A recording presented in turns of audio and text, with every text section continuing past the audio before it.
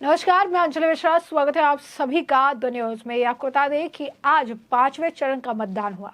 कई अलग अलग राज्यों में हुआ, चाहे वो उत्तर प्रदेश हो, बिहार हो, बंगाल हो या उड़ीसा हो।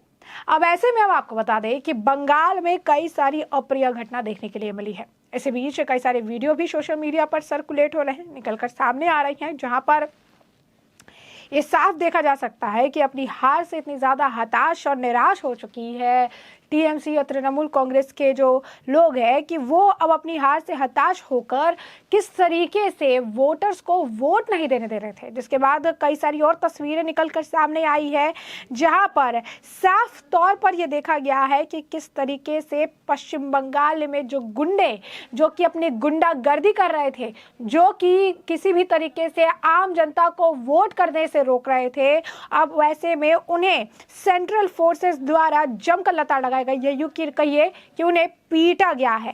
टीएमसी के जो गुंडे थे वो लोगों को वोट करने से मना कर रहे थे। ऐसी कई सारी तस्वीरें, कई सारी जो इंसिडेंट है निकलकर सामने आए। 106 आपको बता दें 106 गांव के भी ऐसे भी लोग हैं जहां पर 106 फैमिलीज को वोट नहीं देने के लिए जो है कहा जा रहा था, वोट ना दे, इस तरीके से उन्हें धमकाया जा रहा था।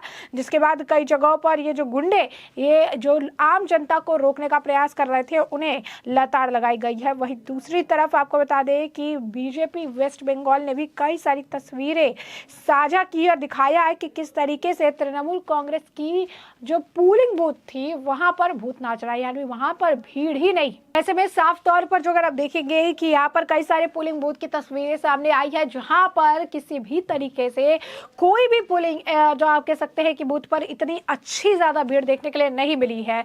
या कहीं ना कहीं बीजेपी इस बात को लेकर आश्वस्त है कि समय के साथ जो है बहुत ज्यादा बीजेपी के लिए लोगों का, बंगाल के लोगों का रुझान देखने के लिए मिला है। कहीं पर अगर आप कहेंगे उन्होंने बहुत सारे जो है बीजेपी वेस्ट बंगाल के पोस्ट से उन्होंने ट्वीट किए और बताई है कि किस तरीके की स्थिति पश्चिम बंगाल में देखने के लिए मिल रही है। प्रधानमंत्री नरेंद्र मोदी जो हैं उन्होंने भी जो है पश्चिम बंगाल में उन्होंने भी रैली की, जनसभाएं कर रही हैं वो। और ऐसे में अगर आप कहेंगे कि जिस तरीके से सिचुएशन देखने के लिए मिल रही है, जिस तरीके से पश्चिम बंगाल में लोगों को वोटिंग करने से रोकने का प्रयास किया गया, लेकिन इसके बाद भी आपको बता दें कि सबसे ज्यादा अगर वोटिंग टर्नआउट का है तो पश्चिम बंगाल का ही रहा। शुरुआत से लेकर अंत अगर आप कहेंगे काफी ज्यादा लोगों में उत्साह दिखा, लोगों ने बहुत बढ़ चढ़कर जो है वोटिंग की है।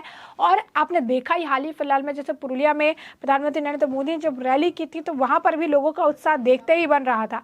अब ऐसे में लगातार तंज कसने का एक तरीका है। बीजेपी पश्चिम बंगाल जो है कई सारी तस्वीरें साझा कर रही है और सारी चीजें देख रही है।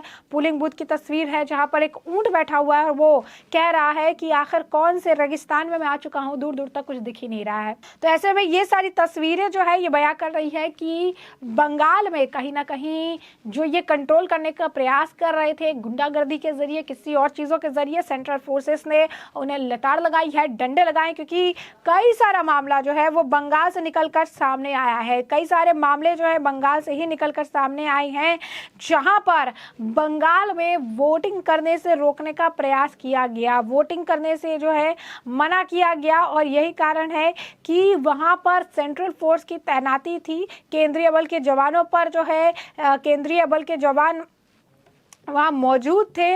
जिसके बाद उन्होंने जो टीएमसी के गुंडे हैं उन्होंने लताड़ लगाई, उन्होंने जो है उन्हें पीट कर जो है वहाँ से भगाया, क्योंकि वो किसी भी तरीके से लोगों को, आम जनता को जो है वो वोट नहीं करने दे रहे थे। अब ऐसे में कई जगहों पर जो है टीएमसी और बीजेपी के समर्थकों में भी झड़प देखी, 2 देसी बम भी बरामद किए गए। यानी पश्चिम बंगाल में हिंसा के कई सारे मामले जो है देखने के लिए मिले हैं। तो जिस तरीके से अगर आप देखेंगे तो यहाँ पर केंद्रीय बलों द्वारा जो है उन्हें लताड़ लगाई गई चीजें जो है उनके जो वीडियो है सोशल मीडिया पर देखने के लिए मिल रहा है। तो कहीं ना कहीं अपनी तरफ से उन्होंने काफी ज्यादा प्रयास किया कि आम जनता को वोट नहीं देने दिया जाए, लेकिन ऐसा नहीं हुआ। वोटिंग टर्नआउट जो है काफी अच्छा देखने के लिए मिला। वहीं दूसरी तरफ आपको बता दें कि प्रधानमंत्री नरेंद्र मोदी ने झारग्राम में जनता को संबोधित किया और इस दौरान उन्होंने तृणमूल कांग्रेस ममता बनर्जी पर जमकर जो है निशाना साधा और उन्होंने ये भी कहा कि अब समय जो है टीएमसी सरकार का आ चुका है, टीएमसी इस वजह से कांप रही है, टीएमसी अब समझ चुकी है कि अब वो वो डूब जाएगी और यही कारण है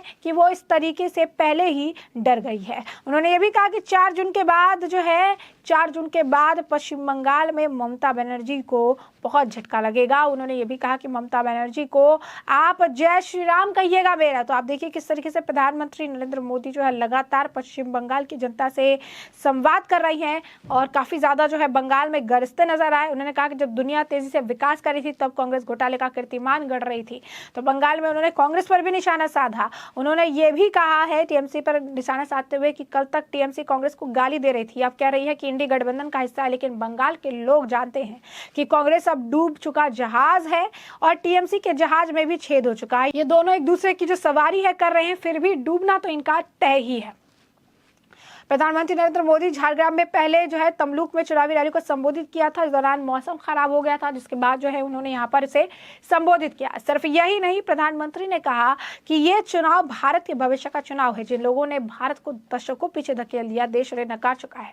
देश भूला नहीं है, जब दुनिया तेजी से विकास कर रही थी तब कांग्रेस सरकार घोटाले का कीर्तिमान गढ़ रही थी। दुनिया के देश हर पल आगे बढ़ रहे थे, लेकिन कांग्रेस पार्टी युवा पीढ़ी को पीछे धकेल रही थी। 60 साल तक ये लोग गरीबी हटाओ का नारा लगाते रहे और जो है दशा जो है जनता की आप देखिए। ये मोदी है जिसने भारत को दुनिया की 5वीं सबसे बड़ी अर्थव्यवस्था बनाया। ये मोदी है जिसने 10 साल में 25 करोड़ लोगों को गरीबी से बाहर जो है निकाला है। तो आप देखिए ये कह रही है साफ तौर पर कि ये डूबता हुआ जहाज है और जो है ये डूबता हुआ जहाज ही जो है इनके भ्रष्टाचारियों को जो है ले डूबेगा। और उन्होंने ये भी कहा है कि जो मंदिर है, सारी चीजें हैं, उसे लेकर भी जो है ध्यान दिया जा रहा है, उनकी चीजों पर भी ख्याल रखा जा रहा है। यही नहीं, उन्होंने साथ ही साथ ये कहा कि भ्रष्टाचारियों से जो पैसे निकाले जा रहे हैं, अब इसके बारे में भी अंदाजा लगाया जा रहा है, इसका भी रास्ता निकाला जा रहा है कि ये पैसे गरीब लोगों के पास किस तरीके से पहुंचाया जा सके। जन जन तक जो है इनकी जो है वो कह रहे थे कि जन जन तक ये पैसे को कैसे पहुंचाया जा सके, इसके लिए भी रास्ता जो है निकालने का प्रयास कर रहे हैं। उन्होंने कहा कि हम अल्पसंख्यकों के खिलाफ नहीं है, पर किसी को खास नागरिक नहीं मानते हैं। हम किसी को धर्म के आधार पर आरक्षण नहीं देने में भरोसा रखते हैं। हमारे लिए धर्म के आधार पर आरक्षण नहीं होता है, जिसे जरूरत है, जिन्हें आरक्षण मिलता आया है, उनके लिए हम सोच रहे हैं। हम ऐसे किसी को भी जो है सिर्फ और सिर्फ उनके धर्म के आधार पर आरक्षण नहीं देने देंगे। पश्चिम बंगाल में उन्होंने एक साथ 2 जनसभाओं को संबोधित करते हुए जो है इसे डूबता हुआ जहाज भी बताया और उन्होंने कहा कि यहाँ पर आपको बता दें कि सीट से बीजेपी के निवर्तमान सांसद कुंवर हेमब्रम को टिकट नहीं दिया और वो बीजेपी में जो है शामिल हो चुके थे। पीएम मोदी ने कहा कि कांग्रेस डूबता हुआ जहाज है, टीएमसी भी ऐसा ही जहाज है। उन्होंने ये भी कहा कि हार को सामने देखकर ये बौखला गए हैं। ये पहले एक दूसरे को गाली देते थे, लेकिन हार को देखकर अब दूसरे के साथ आए हैं। उन्होंने उज्ज्वला जो आपको बता दें कि योजना है उसका उन्होंने जिक्र करते हुए कहा कि किस तरीके से इसके जरिए माता और बहनों को जो है धुएं से राहत मिली है। ये सब आपके पास एक वोट है। उन्होंने कहा कि केंद्र में बीजेपी सरकार अपना रिपोर्ट कार्ड पेश कर रही है और टीएमसी के पास रेट कार्ड है। तो उन्होंने कहा कि पूरा देश बंगाल को लेकर चिंतित है, क्योंकि टीएमसी का रेट कार्ड लगा है, पैसे दो और नौकरी लो। शिक्षा के मंदिरों को भी नहीं छोड़ा, टीएमसी के मंत्रियों ने नौकरियां बेची, इन्होंने देश का भविष्य दांव पर लगा दिया। अब जानते हैं कि घोटाला किसकी शय पर हुआ, कौन सीबीआई को काम नहीं करने दे रहा। टीएमसी से बंगाल को खतरा है, पूरा देश बंगाल को लेकर चिंतित है और यहाँ आए दिन हिंसा होती है, बीजेपी कार्यकर्ताओं की हत्या होती है। ये दंगे जो है आम हो गए हैं। आदिवासी भाई बहनों की पहचान खत्म हो रही, लेकिन टीएमसी ने अपने वोट बैंक की चिंता है, ये लोग घुसपैठियों को बुलाकर बसा रहे हैं। तो ऐसे में हमने आपको जो पूरा मामला है ये बड़े विस्तार से बताया कि पूरा मामला क्या है, किस तरीके से प्रधानमंत्री नरेंद्र मोदी ने पश्चिम बंगाल के झारग्राम में जनता को संबोधित करते हुए टीएमसी पर जमकर निशाना साधा। तो वही दूसरी तरफ टीएमसी के बूथ काफी ज्यादा खाली नजर आए और केंद्रीय बलों ने टीएमसी के गुंडों को जो है लताड़ लगाई। तो ऐसा में इस पूरे मामले पर आपकी भी जो राय हो कमेंट सेक्शन में कमेंट करके जरूर साझा करिएगा। धन्यवाद।